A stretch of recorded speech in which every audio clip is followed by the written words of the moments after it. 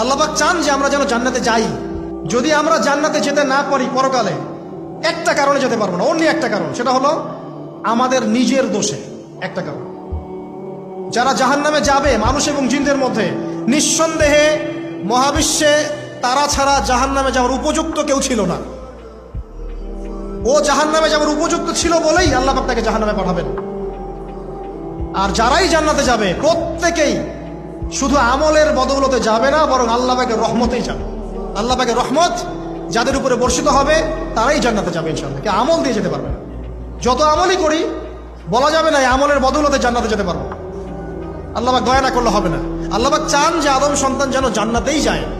এই কারণেই সৃষ্টি করা, এই কারণেই আপনার ওহীভিত্তিক গ্রন্থগুলো পাঠানো, এই কারণে নবী রাসূল পাঠানো, আলেম ওলামা সৃষ্টি করা, মানুষকে সতর্ক করা, হায়াত দেয়া, বারংবার জীবনে চলতে ফিরতে আপনাকে অ্যালার্ম করা হয় আল্লাহর পথে ফিরে আসেন, আল্লাহর পথে ফিরে আসেন।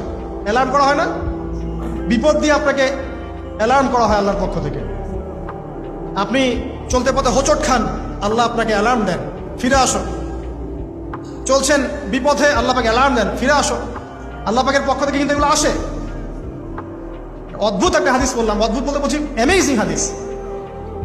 যে একজন সাহাবী বলছেন, সালমান রাদিয়াল্লাহু আনহু, তিনি বলছেন যে যখন মুমিনের উপর বিপদ আপদ বালা মুসিবত আসে, তখন মুমিনের এই বিপদ আপদ বালা মুসিবত রোগ শোকের বদৌলতে আল্লাহ পাক তার গুনাহগুলোকে মাফ করে দেন এবং তার মর্যাদাকে বাড়িয়ে দেন এবং সে আল্লাহর দিকে ফিরে আসার অনুশোচনা করার সুযোগ পায়। আর যখন কাফের মুশরিক বা ফাসেক মানুষকে এইসব রোগ ব্যাধি বিপদ আপদ বালা মুসিবত ঘিরে ধরে, তার দৃষ্টান্ত সেই উটের ন্যায় যে উটটাকে তার মালিক বেঁধে রেখেছে, এরপর ছেড়ে দিয়েছে। সে উটটা বুঝতে পারলো না কেন তার মালিক তাকে বেঁধে রাখলো আর কেনই বা তাকে ছেড়ে দিল। কথাটা কি বুঝতে পারছেন? যারা আল্লাহ দ্রোহী, তাদের উপর যখন বিপদ আপদ বালা মুসিবত আসতে থাকে, তারা বুঝে না যে কি জন্য আসলো আর কেন চলে গেল। কিন্তু মুমিন ব্যক্তি যারা মুসলিম, আল্লাহর অনুগত, তাদের বিষয়টা হচ্ছে এমন, বিপদ আপদ বালা মুসিবত রোগ ব্যাধি তাদেরকে আল্লাহর দিকে ফিরিয়ে নিয়ে আসবে ইনশাআল্লাহ। দেখুন, এই যে পৃথিবীতে নামিয়ে দেয়া, এরপর আল্লাহর পক্ষ থেকে ঐশী গ্রন্থগুলো পাঠানো, নবী রাসূল পাঠানো, আলেম ওলামা পাঠানো, আপনাকে হায়াত দেয়া, আপনাকে রিজিক দেয়া, এই শ্বাস নেওয়ার ক্ষমতা দেয়া, আপনাকে জ্ঞান বুদ্ধি দেয়া, বিবেক দেয়া, যে আমি তার পাশে লাউ গাছ উৎপন্ন করলাম। কোন গাছ? খেতে পারেন, এর শাক এবং এই যে ফল, এটার মধ্যে নিঃসন্দেহে এমন এমন কিছু উপাদান আছে যেটা হয়তো আমরা জানিও না, আবিষ্কার করা হয়নি। তিনি সুস্থ হয়ে গেলেন আলহামদুলিল্লাহ। আমরা তো শিখেছি সমাজবিজ্ঞান বইগুলোতে যে আমাদের পূর্বপুরুষরা নাকি গুহায় থাকতো আর গাছের ছাল পাতা খেয়ে থাকতো, তাই না? লতা পাতা খেয়ে থাকতো, গাছের ছাল পাতা খেয়ে থাকতো, পোশাক পরতো আর কি। বোগাস, ডাহা, মিথ্যা কথা। আল্লাহ রাব্বুল আলামিন সূরা বাকারা এবং সূরা আরাফ পড়ে দেখেন, আল্লাহ পাক বলছেন যে আদম আলাইহিস সালামকে আল্লাহ পাক সমস্ত নাম জ্ঞান শিক্ষা দিয়েছেন। মহাবিশ্বের যে প্রয়োজনীয় জ্ঞানগুলো আছে সেগুলো আল্লাহ পাক আদমকে শিখিয়েছেন আলাইহিস সালাম। ওয়াল্লামা আদামাল আসমাআ কুল্লাহা, আল্লাহ পাক আদমকে সমস্ত নাম শিক্ষা দিয়েছেন। আমাদের পিতা মাতারা মূর্খ ছিলেন না, তারা সৃষ্টি থেকেই জ্ঞানী ছিলেন। আদম আলাইহিস সালামের পারমাণবিক বোম বানানোর কোনো প্রয়োজন ছিল না। ছিল? বানান নাই। আপনার মধ্যে এই জ্ঞানটা আসছে কিভাবে? বাই ডিএনএ আপনি জ্ঞান পাচ্ছেন, কারণ আমরা আদম সন্তান। অনেক জ্ঞান আমাদের ভিতরেই আছে, এগুলো চর্চার মধ্য দিয়ে, গবেষণার মধ্য দিয়ে প্রস্ফুটিত হয় মাত্র।